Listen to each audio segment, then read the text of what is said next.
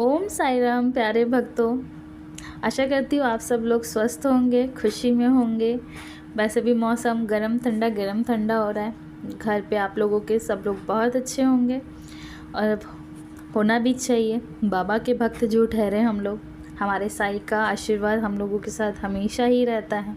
चाहे खुशी का माहौल हो, दुखी का माहौल हो, हमारा साई हमारे साथ रहता है। और जब भी कोई ऐसी हमारे ऊपर आपत्ति आती है तो हमारा साई हमारे साथ हमेशा होता है। आइए अब यहाँ बातें ख़त्म करके अध्याय 13 पढ़ते हैं। ओम साई राम। अन्य कई लीलाएं। रोग निवारण। भीमाजी पाटिल, बाबा गणपत दर्जी, बाबू साहेब बूटी, आनंदी स्वामी, काका महाजनी, हरदा के तत्तोपंत। माया की अभेद्य शक्ति। बाबा के शब्द सदैव संक्षिप्त, अर्थपूर्ण, गूढ़ और विद्वतापूर्वक तथा समतोल रहते थे। वे सदा निश्चित और निर्भर रहते थे। उनका कथन था कि मैं फ़कीर हूँ, ना तो मेरी स्त्री है, ना ही कोई घर द्वार है। सब चिंताओं का त्याग कर मैं एक ही स्थान पर रहता हूँ। फिर भी माया मुझे कष्ट पहुँचाया करती है। मैं तो स्वयं को तो भूल चुका हूँ, परंतु माया मुझे नहीं भूलती, क्योंकि वह मुझे अपने चक्र में फंसा लेती है। श्री हरि की यह माया ब्रह्मादि को भी नहीं छोड़ती। फिर मुझ जैसे सरीखे फ़कीर का तो कहना ही क्या है। परंतु जो हरि की शरण लेंगे वे उनकी कृपा से माया जाल से मुक्त हो जाएंगे। इस प्रकार बाबा ने माया की शक्ति का परिचय दिया। यहाँ पे आपने देखा है कि बाबा भी किसके बारे में बात कर रहे हैं। हमारे श्री हरि कौन है? विष्णु, कृष्ण, राम। बाबा के मुख पर हमेशा श्री राम का नाम रहता था।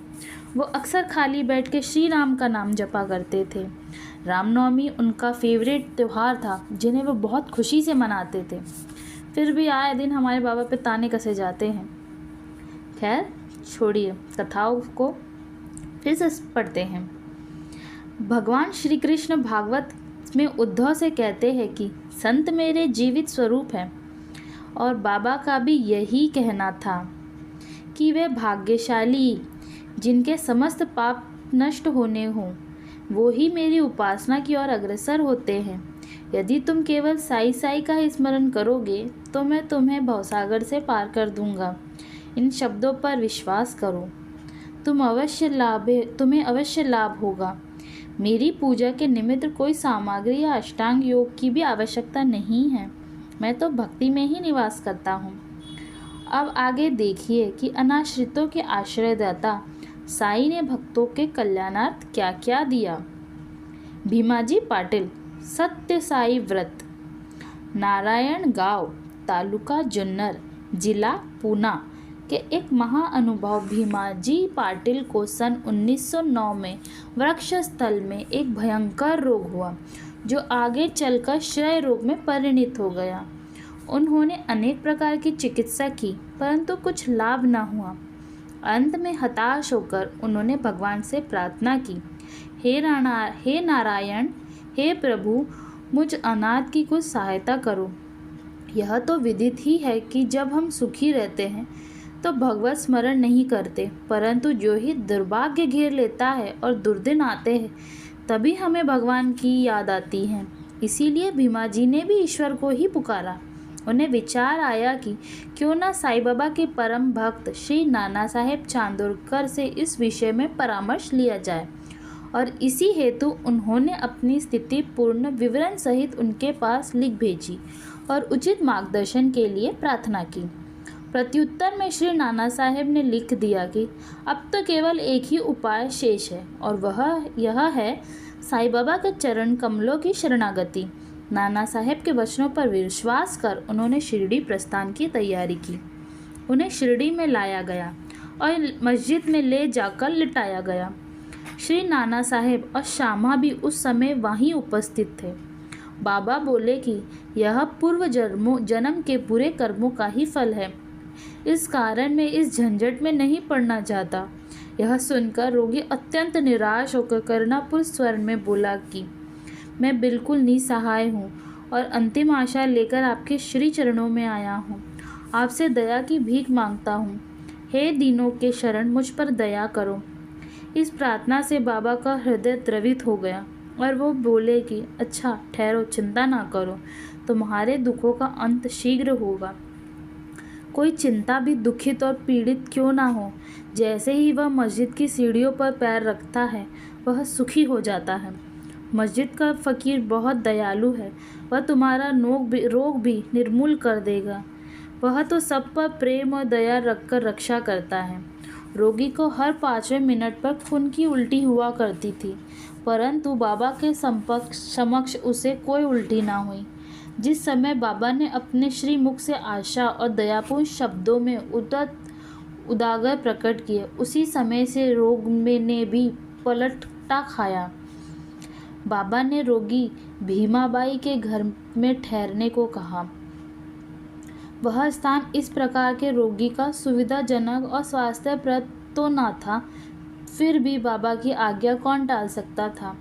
वहाँ पर रहते हुए बाबा ने 2 स्वप्न देकर उसका रोग हरण कर लिया। पहले स्वप्न में रोगी ने देखा कि वह एक विद्यार्थी है और शिक्षक के सामने कविता मुखाग्र ना कर सकने के दंड स्वरूप बेतों की मार से असहनीय कष्ट भोग रहा है। दूसरे स्वप्न में उसने देखा कि कोई हृदय पर नीचे और ऊपर से नीचे की ओर पत्थर घुमा रहा है, जिससे उसे असहाय पीड़ा हो रही है। स्वप्न में इस प्रकार कष्ट पाकर वह स्वस्थ हो गया और घर लौट आया। फिर वह कभी कभी शिरडी आता और साईं बाबा की दया का स्मरण कर साष्टांग प्रणाम करता था। बाबा अपने भक्तों से किसी वस्तु की आशा न रखते थे, वे तो केवल स्मरण, दृढ़ निष्ठा और भक्ति के भूखे थे। महाराष्ट्र के लोग प्रतिपक्ष या प्रति मास सदैव सत्यनारायण का व्रत किया करते थे, परंतु अपने गांव पहुंचने पर भीमाजी पाटिल ने सत्यनारायण व्रत के स्थान पर एक नई ही सत्य साई व्रत प्रारंभ कर दिया। बाला गणपत दर्जी, एक दूसरे भक्त जिनका नाम बाला गणपत दर्जी था, एक समय जीर्ण ज्वर से पीड़ित हुए। उन्होंने सब प्रकार की दवाई और काढ़े लिए, परंतु इनसे कोई लाभ न हुआ। जब ज्वर तिल मात्र भी न घटा तो वे शिरडी दौड़े आए और बाबा के श्री चरणों की शरण ली। बाबा ने उन्हें विचित्र आदेश दिया कि लक्ष्मी मंदिर के पास जाकर एक काले कुत्ते को थोड़ा सा दही और चावल खिलाओ। वे यह समझ ना सके कि इस आदेश का पालन कैसे करें। घर पहुंचकर चावल और दही लेकर वे लक्ष्मी मंदिर पहुंचे, जहां उन्होंने काला कुत्ता पूंछ हिलाते हुए देखा। उन्होंने वह चावल और दही उस कुत्ते के सामने रख दिया, जिसने वह तुरंत ही खा लिया। इस चरित्र की विशेषता का वर्णन कैसे करूं कि उपरोक्त उपाय करने मात्र से ही बाला दर्जी का ज्वर हमेशा के लिए ही जाता रहा। बाबू साहेब बूटी, श्रीमान बाबू साहेब बूटी एक बार अलमपति के रोग से पीड़ित हुए। उनकी अलमारी में अनेक औषधियाँ थी, परंतु कोई भी गुणकारी ना हो रही थी। बाबू साहेब अमलपति के कारण अति दुर्लभ हो गए और उनकी स्थिति इतनी गंभीर हो गई कि वे अब मस्जिद में जाकर बाबा के दर्शन करने में भी असमर्थ थे। बाबा ने उन्हें बुलाकर अपने सन्मुख बिठाया और बोले, सावधान, अब तुम्हें दस्त न लगेंगे। अपनी उंगली उठाकर फिर कहने लगे, उल्टियाँ भी अवश्य रुक जाएगी। बाबा ने ऐसी कृपा की कि रोग समूल्य नष्ट हो गया और बूटी साहेब पूर्ण स्वस्थ हो गए। एक अन्य अवसर पर भी वे हैजा से पीड़ित हो गए, फलस्वरूप उनकी प्यास अधिक तीव्र हो गई। डॉक्टर पिले ने हर तरह से उपचार किए, परंतु स्थिति ना सुधरी। अंत में वे फिर बाबा के पास पहुंचे और उनसे तृषा योग निवारण की औषधि के लिए प्रार्थना की। उनकी प्रार्थना सुनकर बाबा ने उन्हें मीठे दूध में उबाला हुआ बादाम, अखरोट और पिस्ते का काढ़ा पियो, यह औषधि बतला दी। दूसरा डॉक्टर या हकीम बाबा की बतलाई हुई इस औषधि को प्राण घातक ही समझता, परंतु बाबा की आज्ञा का पालन करने से यह रोगानाशक सिद्ध हुई और आश्चर्य की बात यह है कि रोग समूल नष्ट हो गया। आलंदी के स्वामी, आलंदी के एक स्वामी बाबा के दर्शनार्थ शिरडी पधारे। उनके कान में असह्य पीड़ा थी, जिसके कारण उन्हें एक पल भी विश्राम करना दुष्कर था। उनकी शल्य चिकित्सक भी हो चुकी थी, फिर भी स्थिति में कोई विशेष परिवर्तन ना हुआ। दर्द भी अधिक था। वे किकृत मूर्त होकर वापस लौटने के लिए बाबा से अनुमति मांगने लगे। यह देखकर श्यामा ने बाबा से प्रार्थना की कि स्वामी के कान में अधिक पीड़ा है, आप इन पर कृपा करो। बाबा आश्वासन देकर बोले, अल्लाह अच्छा करेगा। स्वामी जी पुनः वापस लौट आए और 1 सप्ताह के बाद उन्होंने शिरडी पत्र भेजा कि पीड़ा शांत हो गई है, परंतु सूजन अभी पूर्ववत ही है। सूजन दूर हो जाए इसके लिए शल्य चिकित्सा ऑपरेशन कराने बम्बई गए। शल्य चिकित्सा विशेषज्ञ सर्जन ने जांच करने के बाद कहा कि शल्य चिकित्सा ऑपरेशन की कोई आवश्यकता नहीं है। बाबा के शब्दों का गूढ़ार्थ हम निरे मूर्ख क्या समझे। काका महाजनी नाम के एक अन्य भक्त को अतिसार की बीमारी हो गई। बाबा का सेवा क्रम कहीं टूट न जाए इस कारण वे 1 लोटा पानी भरकर मस्जिद के कोने में रख देते थे, ताकि शंका होने पर वह शीघ्र ही बाहर जा सके। श्री साईं बाबा को तो सब विदित ही था, फिर भी काका साहेब ने बाबा को सूचना इसलिए नहीं दी कि वे रोग से शीघ्र ही मुक्ति पा जाएंगे। मस्जिद में फर्श बनाने की स्वीकृति बाबा से प्राप्त हो ही चुकी थी, परंतु जब कार्य प्रारंभ हुआ तो बाबा क्रोधित हो गए और उत्तेजित होकर चिल्लाने लगे, जिससे भगदड़ मच गई। जैसे ही काका भागने लगे वैसे ही बाबा ने उन्हें पकड़ लिया और अपने सामने बैठा लिया। इस गड़बड़ी में कोई आदमी मूंगफली की एक छोटी थैली वहां भूल गया। बाबा ने 1 मुट्ठी मूंगफली उसमें से निकाली और छील कर दाने काका को खाने के लिए दे दिए। क्रोधित होना, मूंगफली छीलना और उन्हें काका को खिलाना, यह सब कार्य एक साथ ही चलने लगा। स्वयं बाबा ने भी उसमें से कुछ मूंगफलियां खाई। जब थैलियाँ खाली हो गई तो बाबा ने कहा कि मुझे प्यास लगी है, जाकर थोड़ा जल ले आओ। काका एक घड़ा पानी भरकर लाया और दोनों ने उसमें पानी पिया। फिर बाबा बोले कि अब तुम्हारा अतिसार रोग दूर हो गया, तुम अपने फर्श के कार्य की देखभाल कर सकते हो।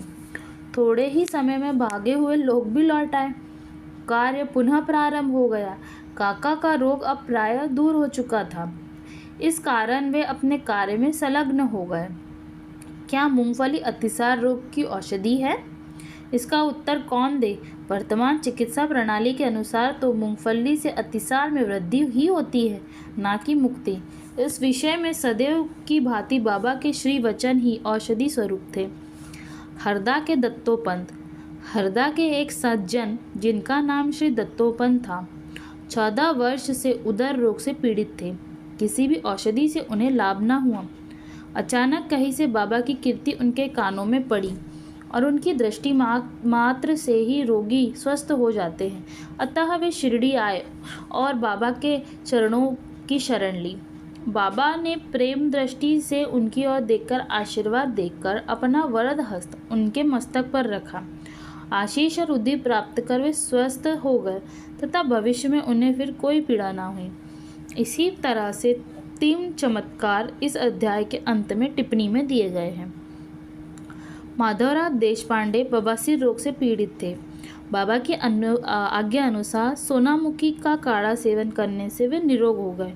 2 वर्ष पश्चात उन्हें पुनः वही पीड़ा हुई। बाबा से बिना परामर्श लिए वे उसी काढ़े का सेवन करने लगे। परिणाम यह हुआ कि रोग अधिक बढ़ गया, परंतु बाद में बाबा की कृपा से शीघ्र ही ठीक हो गया। काका महाजनी के बड़े भाई गंगाधर पंत को कुछ वर्षों से सदैव उदर में पीड़ा बनी रहती थी। बाबा की कीर्ति सुनकर वे भी शिरडी आए और आरोग्य प्राप्ति के लिए प्रार्थना करने लगे। बाबा ने उनके उदर को स्पर्श कर कहा, अल्लाह अच्छा करेगा। इसके पश्चात तुरंत ही उनकी उदर पीड़ा मिट गई और वे पूर्णतः स्वस्थ हो गए। श्री नाना साहेब चांदोरकर को भी एक बार उदर में बहुत पीड़ा होने लगी।